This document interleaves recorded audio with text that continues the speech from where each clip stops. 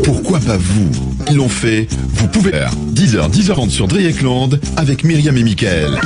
Et vous en avez l'habitude, mais le mardi et le jeudi matin, nous partons à la rencontre de ces gens, vous et nous, qui ont un parcours extraordinaire, atypique, qui ont cru, qui ont réalisé de très belles choses. Vous en connaissez des gens au parcours atypique? Eh bien, surtout dites-le nous 03 89 50 50. On attend vos témoignages. Pourquoi pas vous? Sur Dreyeckland jusqu'à 10h30. Bonjour Myriam. Bonjour Mickaël et bonjour à tous. Alors c'est vrai que ce matin, nous allons à la découverte d'une personnalité qui a voulu faire la différence, Alsacien. Tenir un projet à bout de bras, aller jusqu'au bout pour le réaliser, c'est ce que notre invité de ce matin a su faire. Mais faire quoi et avec qui? C'est justement ce que découvrir dans cette émission. Pourquoi pas vous? Et c'est bien vrai Mickaël, pourquoi pas lui? Veuillez donner votre identité. Gérard Stedel, je suis président de l'Union internationale des Alsaciens, les Alsaciens présents dans le monde entier. Nous fédérons avec cette association 40 associations dans le monde, nous avons une douzaine de délégués qui nous représentent dans le pays sur les 5 continents. Bonjour Gérard Stadel et bienvenue chez nous sur Radio Dreyeckland.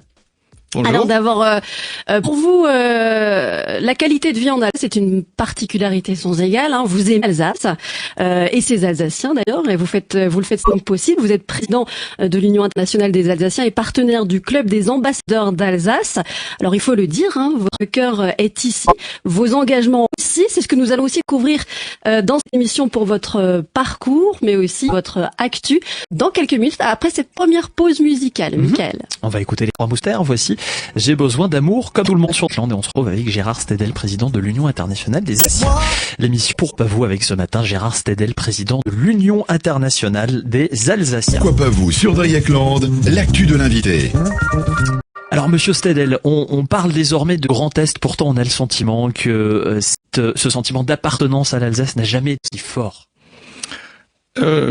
C'est un peu le revers de la médaille de vouloir faire un grand melting pot avec tout le monde, ce qui fait que personne ne s'y retrouve, et donc ça fédère de nouveau les Alsaciens autour de leur Alsace, et c'est tant mieux.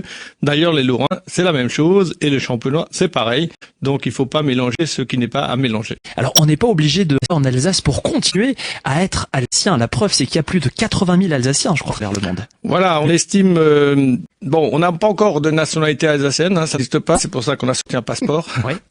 Mais En chinois en plus aussi. En chinois également, on parlera peut-être tout à l'heure. Évidemment, on n'arrive pas à les répertorier vraiment, sauf que dans toutes les ambassades et tous les consulats, les Français s'inscrivent, et donc par leur lieu de naissance, 67, 68, on arrive à retrouver. Donc on estime qu'il y a à peu près entre 400 et 100 000 Alsaciens à l'étranger.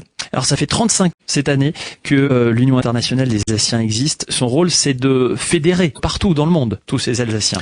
Oui, de les fédérer parce que historiquement les Alsaciens depuis plusieurs siècles se sont éparpillés dans le monde, compte tenu des vicissitudes de l'histoire, de la famille, etc., pour chercher du boulot déjà.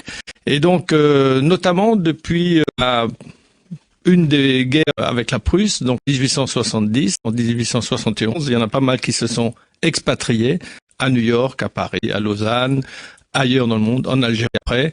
Et puis voilà, donc il y en a toujours de tout temps qui se sont expatriés, et maintenant on essaye de retrouver tous ces Alsaciens qui sont un peu partout dans le monde.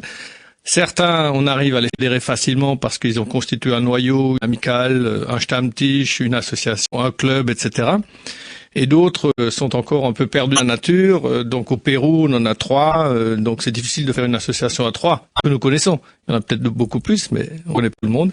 Voilà, mais notre objectif, c'est de les répéter, de les associer et de les fédérer. Oui, et puis de continuer à les informer sur ce qui se passe notamment en Alsace, grâce par exemple à cette revue qui est trimestrielle, qui s'appelle l'Alsace dans le monde. Oui, plusieurs outils de communication. Bien sûr, on a notre site internet. Nous éditons également tous les mois un courrier électronique à destination de tous les Alsaciens amis de l'Alsace dans le monde, parce que c'est toujours Alsaciens et amis de l'Alsace. Nous avons une revue trimestrielle que vous avez, et nous avons aussi un dépliant que nous éditons et qui est disponible dans toutes les ambassades consulats de France dans le monde entier. Et puis il y a donc, on en a parlé brièvement, cette petite nouveauté cette année, le passeport alsacien. Donc là l'idée c'est justement de dire oui je suis alsacien, de le clamer haut et fort. Voilà, enfin c'est un vrai faux passeport, hein, Ouais. puisque donc on l'a pour le moment édité en 3 langues, donc on a par le français parce que c'est la langue quand même officielle. L'alsacien, alors on a pris l'alsacien centre parce qu'entre le nord et le sud c'est la même Alsace, sauf que quelques intonations un peu différentes, mais on se comprend bien.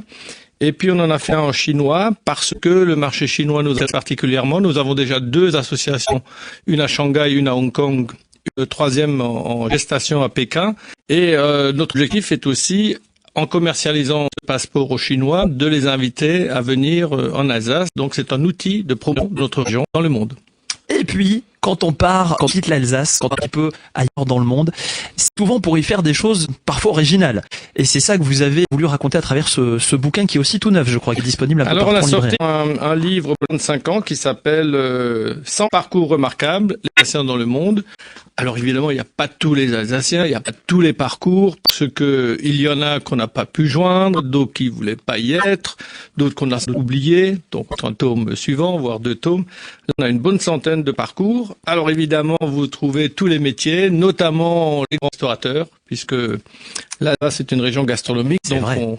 on les retrouve un peu partout, sur tous les continents. D'ailleurs, lors de notre journée à Andelot cette année, on a fêté le 35e anniversaire, c'était placé sous le thème de la gastronomie alsacienne. Donc on avait fait venir chefs étrangers alsaciens de tous les continents. Donc il y avait d'Afrique du Sud, il y avait Brisbane, Australie, New York, l'Afrique du Sud. On a fait de la cuisine alsacienne avec des étoilés d'Alsace aussi. Voilà, c'était une grande manifestation. Bon, en tout cas, ça c'est un cadeau qui peut faire tout plaisir au monde pour Noël, pourquoi pas. Ce livre Alsacien dans le monde pour découvrir ce très beau parcours d'Alsaciens répartis partout finalement dans le monde, parce qu'il y en a absolument plus d'Alsaciens dans le monde. Alors là, on les trouve en Europe et peut-être en Amérique du Nord, c'est-à-dire Canada et États-Unis, mais de plus en plus aussi en Asie. Et on va peut-être revenir après sur un certain nombre d'associations. Il y en a vraiment partout. Donc, allez faire un petit sur le site www.alsacemonde.org, c'est là notamment que vous trouverez le passeport alsacien, entre autres. Voilà. Alors Gérard, connaissez-vous la signification de votre prénom? Gérard devrait être quelque chose de celte. Alors c'est d'origine germanique Oui. et ça signifie lance et fort. Ah. Alors c'est vrai qu'il a fallu quand même une sacrée force de caractère, mais aussi de conviction pour aller au bout de vos projets. Vos projets, on va en parler justement aussi dans quelques instants, et dans votre histoire, votre parcours. Et ce sera juste après votre coup de cœur. Pourquoi pas vous? Sur Dreyekland, c'est l'heure du coup de cœur de l'invité.